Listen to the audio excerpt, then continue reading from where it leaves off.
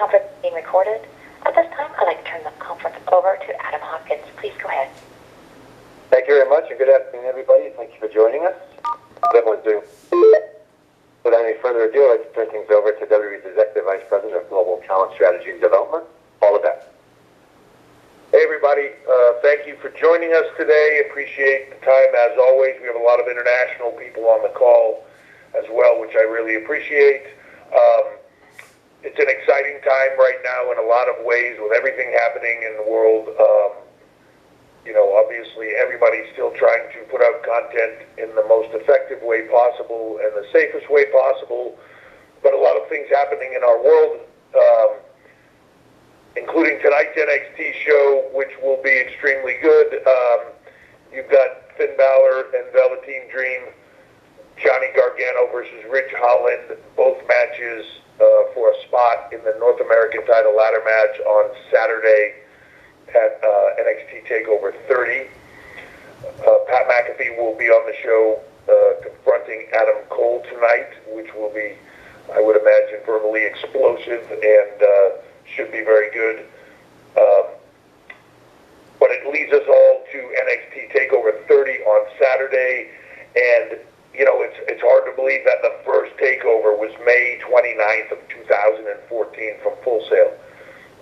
Ironically, here we are back again at Full Sail, but in the meantime, we've done major arenas sold out across the board, from Brooklyn to London to major events in Japan and everywhere else, and it's been amazing to see that growth since the very beginning. And I think I had said probably on one of these calls in the very beginning that if the success up front was one thing for me, if we were still doing this, 5-6 years from now, then I would feel happy about it and feel like we succeeded. And I feel that way. I feel like here we are, again, hard to believe, NXT TakeOver 30, the excitement for the talent, for the fans, I believe, still feels just as big, and people are buzzing about it. And when you look at the card across the board, it's easy to see why. When you have moments like the rivalry that has built for a couple of years between Adam Cole and Pat McAfee, who, Pat McAfee, a very interesting personality coming out of the football world, but having a very clear interest in this industry and being part of the WWE and the sports entertainer, and has made that very clear. Anytime you bring in somebody from the outside, it's clear why you are doing it. And if you want to look at Pat as somebody from the outside, it's clear why you're doing it. There's a lot of press around it. ESPN Get Up and all the press that comes around it, and all that opportunity to bring in fresh eyeballs. Same point in time, you have a lot of purists that run the risk of saying why. And I believe that Pat will show you why. I truly believe that. This is not a one-off. He'll do okay. He'll do a little something. This is Pat McAfee showing the world why he wants to be in this and why he wants to do it. And there's no better person for him to be in that ring with than Adam Cole. And I think they're going to shock a lot of people and open some eyeballs. This is a big sleeper match for me of what is going to be in this, and it's going to be one that you don't want to miss. You have the North American title match that we talked about with that level of talent in there. When you start talking about, Priest and Bronson Reed and Cameron Grimes, guys that are really coming into their own and establishing themselves as that next wave of talent. And that's what NXT is always about. It's always that next wave of talent that's right around the corner coming in that will be those next main event plays. And you clearly see this here with all the momentum of Priest, Bronson, Grimes. It'll be spectacular. Io Shirai, for me, arguably, and certainly one of, if not the best in-ring female performers in the world right now. She's always had that ability, and she's really kind of sort of come into her own character-wise and everything else. With Dakota Kai, who really in the last year has, I think, opened up a lot of eyes to how good she actually is. And then, to me, the one that I can't wait to see, and that's been collectively and just has that big fight, buzz, aura, and feel is Keith Lee coming in with all the momentum in the world, the greatest probably 2019 of anybody, all the momentum in the world, coming in as double champion and, relinquishing the North American title, but just having that NXT banner to face the unstoppable so far, Karrion Kross. The aura around this one, to me, is on par with anything we've ever done, and the anticipation is high. So with that, I am going to open it up to questions from all of you, and again, thank you for participating. Hey guys, because we have a lot of international media on the call, we'll keep it to one question per hour, please. Thank you. Hi, thank you. If you'd like to ask a question at this time, you signal us by pressing star 1 on your telephone keypad. If you're using a speakerphone today, please make sure your mute function is turned off to allow your signal to reach us. Once again, that's star 1 to ask a question. I think our first question right now from Brian Fritz from BetweenTheRocks.com. Works.com. Hey, Paul. So, we know WWE is moving to Amway Center for the ThunderDome presentation, but NXT is not going there. What went into the decision to keep NXT at Full Sail, and will there be any upgrades to the presentation of NXT similar to what we'll see at ThunderDome? Yeah, I think that, right now, with trying to move SmackDown, SummerSlam, Raw, for the foreseeable future to Amway Center and all the undertaking that is happening there, I'm very happy to be staying as spectacular, and I've seen it in various forms here, as spectacular as that is going to be, the ThunderDome.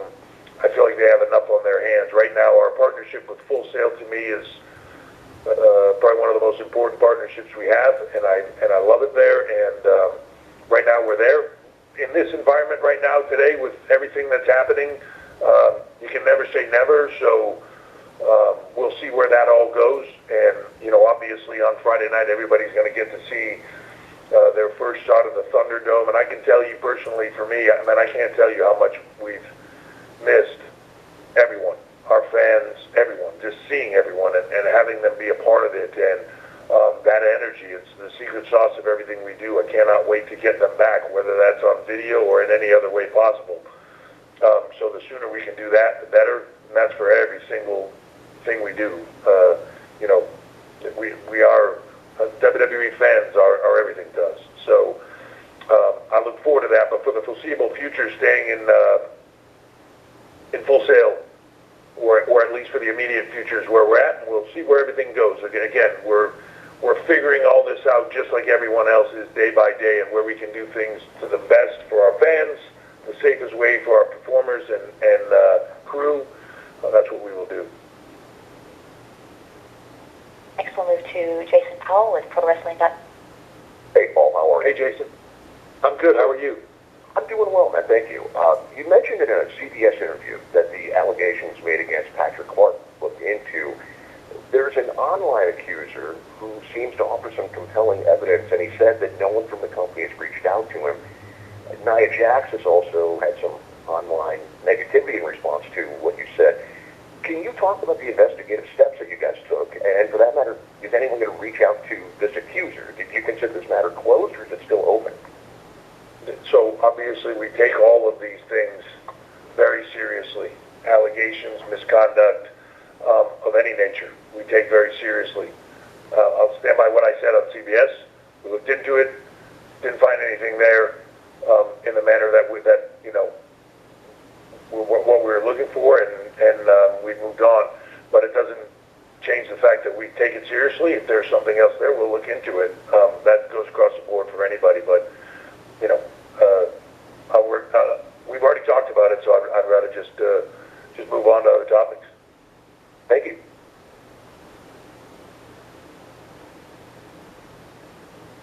Next we have Mike Johnson with WWEinsider.com. Hey, Paul, how are you? Good. How are you? I'm hanging in there. So there's been a lot of talk, obviously, about the return of fans via the ThunderDome, but the one thing everybody's kind of waiting with bated breath for is some sort of timeline as to when WWE might be able to tour again. With NXT, it's especially fascinating to me, since unless it's a takeover, in many cases it's smaller buildings. What sort of research has been done, and what sort of preparations or ideas have been done to kind of prepare NXT for when there is a time to go back on the road and run some of these smaller buildings in Florida or places like Poughkeepsie, which are older and don't have the facilities of like a Madison Square Garden or a Barclays Center? Like, what sort of research has the company put into that? It's a constant. We are constantly looking into everything that we can do, whether that's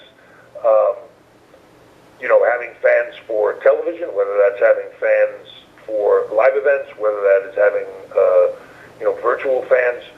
When we get to a point that we feel, or that the world is at a point where it feels that it can return to those type of public gatherings safely and in a meaningful way, for everybody involved, whether that be our talent, our crew, and or fans, then we'll address it. But we look into every option at all times. It's a never-ending search right now to try to get back to what we do.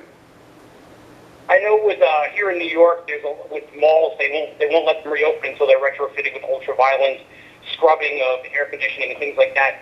Is there possibly technology that you guys are tracking down that maybe you can take on the road and add to the road crew in terms of bringing things into some of these buildings to assist with the environment? Yeah, look, as I said, we're looking into every conceivable avenue, and it includes everything. So, the science that backs all of this up, the products that are out there, you have to look into. They have to be legitimate. So we look into everything, and when something comes up that we feel that we can do this in a reasonable manner, and that is safe and foremost for everybody involved, then that's what we'll do. All right. I really appreciate the time. Thanks, and hope to have a good show this weekend. Thank you, Ed. Next we'll move to Connor Casey with comicbook.com. Hey, Hunter, appreciate you doing this today. There's been some news this morning regarding Tanya. I know there's only so much you can say about it right now, but in general, what has she meant to you and to the company as a whole these past 8 years? Yeah, but I won't comment on that status, and I'll let Renee deal with that on her terms. But as far as her as a person and as a part of WWE, it's been awesome, and she has been a large part of this. I've personally enjoyed working with her tremendously, and it's been awesome to see her do and attack different things within the company and try different roles, and I thought she's done an amazing job with all of them. So I'll let her handle the rest of it, but as far as her contributions, they've been awesome.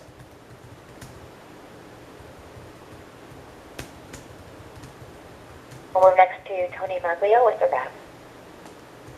Hey, all. Thanks for this. My NXT questions have already been asked, so if you'll indulge me, I got a little bit upset, with the idea of SummerSlam on a boat. Those reports, thoughts of Lex Luger helicoptering in to Slam Yokozuna, but on a yacht sort of thing for me.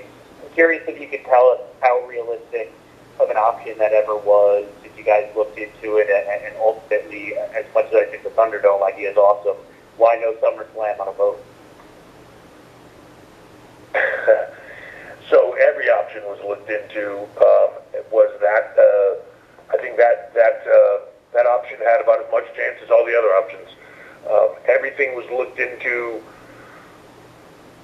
across the board of any way that we can come back to doing what we do safely and in the best way possible. So, as you can imagine, things on a boat aren't quite so easy.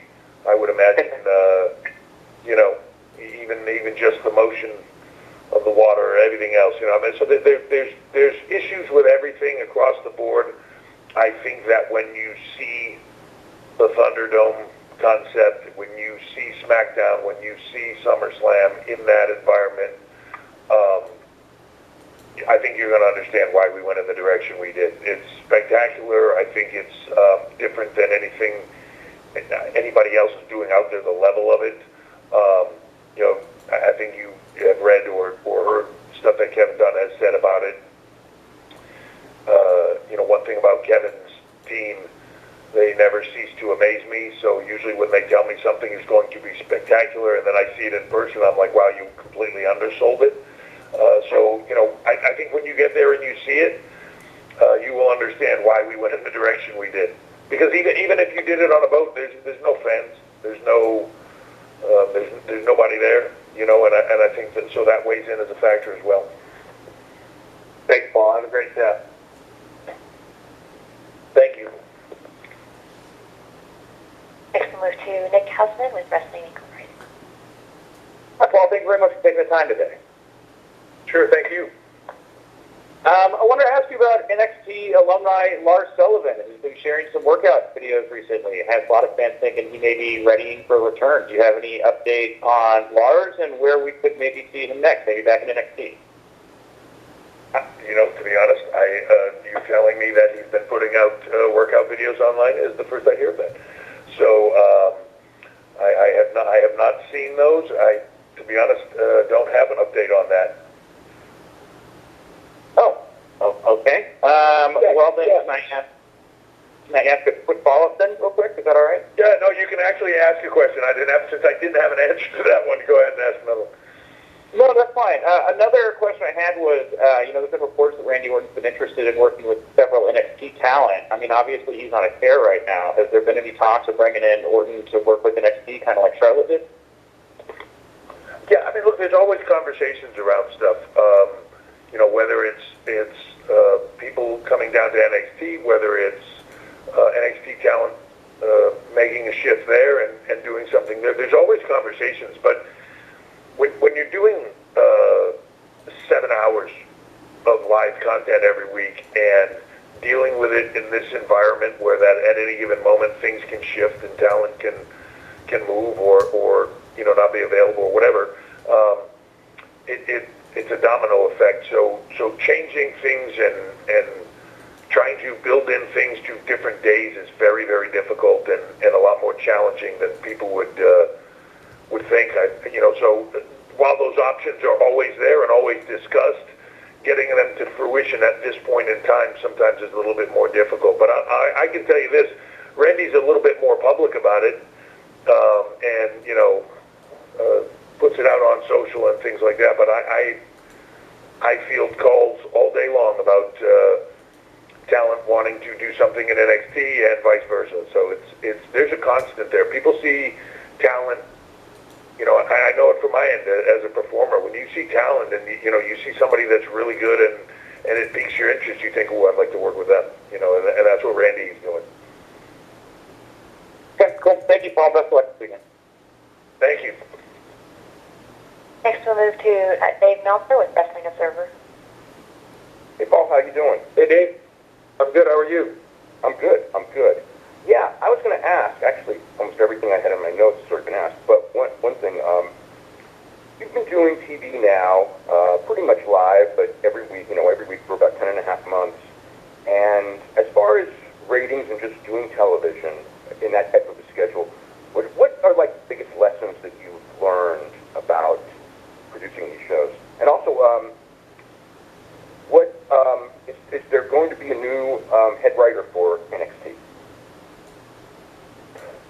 So as far as the writing of NXT goes, we shift around a little bit as things happen. I won't necessarily comment on people that aren't necessarily talent for us, but we have a team that works with NXT that includes Shawn Michaels and Brian James, myself. So it's a group, and the ideas all go through that. So it's really business as usual for us. As far as lessons learned, yeah, I mean, look, there's a dramatic difference between doing tape television, doing live television, doing 1 hour live television versus 2 hours. I can tell you that 3 is exponentially harder than that. There's lessons everywhere. I think the biggest difficulty for us has been in this time frame is just the shifting of everything.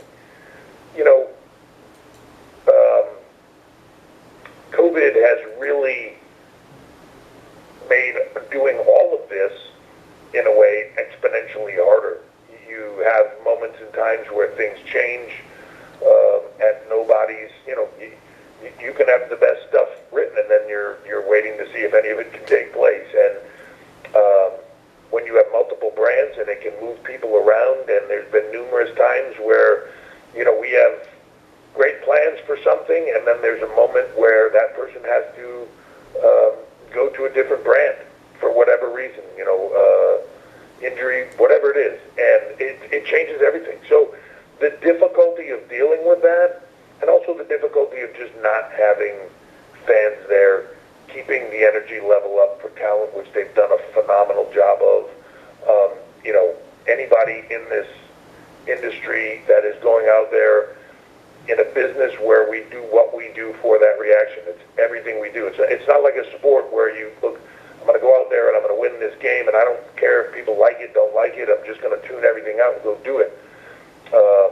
It's the exact opposite of that, and you're doing everything for that reaction, and that reaction isn't there, or it's very small, or it's very few people, whatever that is. It changes the game dramatically, and keeping talent, especially young talent that aren't necessarily used to that, and you've spent a lot of time teaching them to work towards that crowd and that performance level, and then it all changes for them. So that aspect of it has been incredibly difficult. But I'm really happy with where we are. I'm really happy with everything we're doing, the talent's level of engagement, talent's level of, and I think for the most part, when I look at our roster, I see all the success at the top, and then where I'm even more excited is in the middle of all the people that are coming into their own in this extremely difficult environment and still knocking it out of the park and becoming something more every single week. You see the depth of our women's division, you see the depth of our roster across the board in NXT, and that is exciting to me. And what's also very exciting to me is being able to get back to training, because we hadn't really been able to do that in the environment that we were in. TV is one thing, getting them in a ring to train and have that level of strength and conditioning and training week to week basis. We haven't been doing that, and we just got back to that. We have a secondary facility that we're using with everybody moving out of the PC. That'll come back into play. So, now for us to be able to get everybody back into, the day-to-day improving. They've been sitting in some manner in neutral for 6 months, and we do everything that we can to help them continue to improve.